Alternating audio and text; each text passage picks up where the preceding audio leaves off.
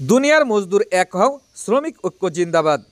ফরিদপুর সিনিকল শ্রমিকজীবী ইউনিয়নের দ্বিবার্ষিক সাধারণ সভা 2024 ও সাধারণ নির্বাচন 2025 উপলক্ষে এক মত বিনিময় ও আলোচনা সভা অনুষ্ঠিত হয়েছে। ফরিদপুর সিনিকল শ্রমিকজীবী ইউনিয়নের আয়োজনে 22 জানুয়ারি 2025 সকাল 10 ঘটিকায় অফিস প্রাঙ্গণে অনুষ্ঠানটি অনুষ্ঠিত হয়।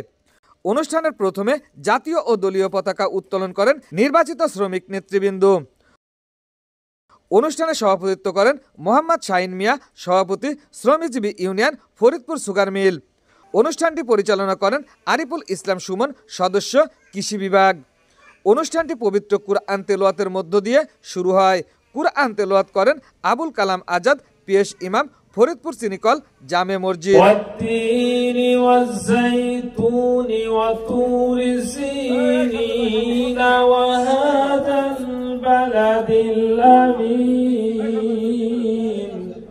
অনুষ্ঠানে স্বাগত বক্তব্য রাখেন মোহাম্মদ শাহিন মিয়া, সভাপতি, শ্রমিকজীবী union, Faridpur sugar mill limited. কার্যবিবরণী পেশ করেন ভারপ্রাপ্ত সাধারণ সম্পাদক জাহিদুল ইসলাম। অর্থ সম্পাদক মোহাম্মদ মনিরুজ্জামান মিন্টু আয় ব্যয়ের হিসাব বিবরণী পেশ করেন। এ সময় বক্তব্য রাখেন দপ্তর সম্পাদক আবুল কালাম আজাদ, সহসাধারণ সম্পাদক আবুল হাসান রকি, সমাজ কল্যাণ সম্পাদক সুভাষ কর। অন্যান্যদের মধ্যে বক্তব্য রাখেন সাবেক সাধারণ সম্পাদক কাজল কুমার বসু, সাবেক শ্রমিক নেতা সিডিয়া মনিরুল ইসলাম, সাবেক শ্রমিক নেতা আলমগীর বিশ্বাস, উজ্জ্বল শেখ, আব্দুর রাজ্জাক, SBS বিদ্যুৎ বিভাগ, CDA Sirajul Islam, diesel helper Biplab Kumar দে প্রমুখ। আসসালামু আলাইকুম। আজকে আমরা এখানে উপস্থিত হয়েছি 2025-এর নির্বাচনের ব্যাপারে। যখন আমরা একটা আয়োজন করেছি তখন ওই কুচক্রী মহল কাল রাত দিয়ে অনেক জায়গা লবিং করেছেন এই নির্বাচন প্রতিহত করার জন্য। তা ইনশাআল্লাহ আমি বাংলাদেশ জাতীয়তাবাদী শ্রমিক দলের মধুখালী থানা সংগঠন সম্পাদক, আমার গায়ে একটা রক্ত থাকা পর্যন্ত এই নির্বাচন বন্ধ হবে না। আপনারা শুধু আমার সাথে থাকবেন। আমি একাই 1000 তারও বেশি অধিক আমি শ্রমিকের রাজনীতি করি। শুধুমাত্র এই সুগার মিলের শ্রমিকরা, সারা থানার শ্রমিকের রাজনীতি আমি করি। আর এই মিলন এমন বাপের বেটা না যে সে আমার এই নির্বাচন প্রতিহত করবে, এমন ক্ষমতা এই মিলন বাহিনীর নাই। এত বড় বাপের বেটা হয়ে থাকলে সামনে এসে গেল, দূর থেকে খেলা ওইটা। তারপরেও আরো অনেক ইতিহাস আছে। এই মিলন কি করছে আপনারা বাইরে চাইছেন, আপনারা বিভিন্ন জেলার লোক, আপনারা কেউ রংপুর চাইছেন, শ্যামপুর চাইছেন, বিভিন্ন মিলের চাইছেন, আপনারা তো এর ইতিহাস জানেন না।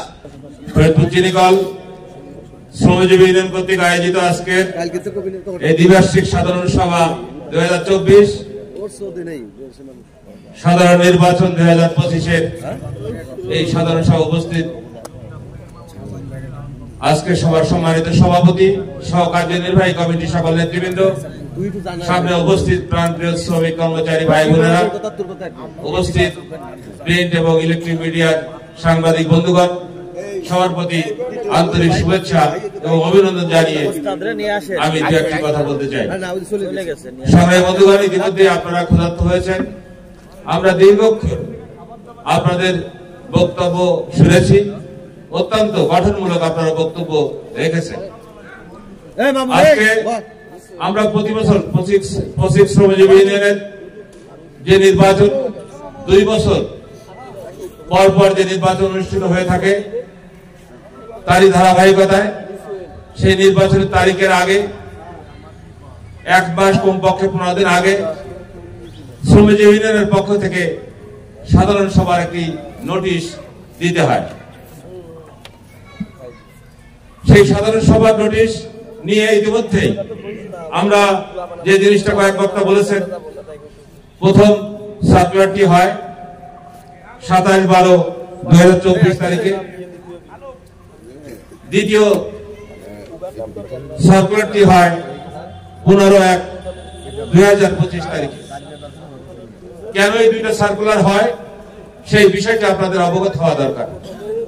কারণ আমরা প্রথম সাফাই দিবস যাকে ক্লিনিং বলে, সেই ক্লিনিং ডেটে যেহেতু আমাদের মিলটি এখনো রানিং চলমান থাকায় আমাদের শ্রমিক কর্মচারী যা আশা করছে সবসময় এই থেকে সুযোগ রেখে আমরা সাফাই দিবসের দিনটা নির্ধারণ হয় 5 থেকে 6 দিন আগে। ঠিক সেই সময় ম্যানেজমেন্ট যখন এই তারিখটা নির্ধারণ করে বলে তখন দ্বিতীয় সার্কুলারটি তারিখ দিয়ে নির্ধারণ করা হয়। নির্বাচনের তারিখ ঘোষণা হয়েছে, আমাদের অর্থ সম্পাদকের আয় ব্যয় হিসাব সেটা আপনারা শুনেছেন। আমরা বিগত দিনে আপনারা যে নির্বাচিত করেছেন, এই নির্বাচনে আমাদের 2 বছর অতিবাহিত হয়েছে। আমরা কতটুকু ভালো করেছি, কতটুকু সফলতা পেয়েছি সেটা আপনারা শ্রমিক কর্মচারী আপনারাই জানেন। ইতিমধ্যে আমি আমার সাধ্যমতো চেষ্টা করেছি। আপনারা সবাই জানেন যে আমার সাধারণ সম্পাদক দীর্ঘদিন যাবৎ সে অনুপস্থিত। কি কারণে অনুপস্থিত সেটা আপনারা ভালোভাবে জানেন।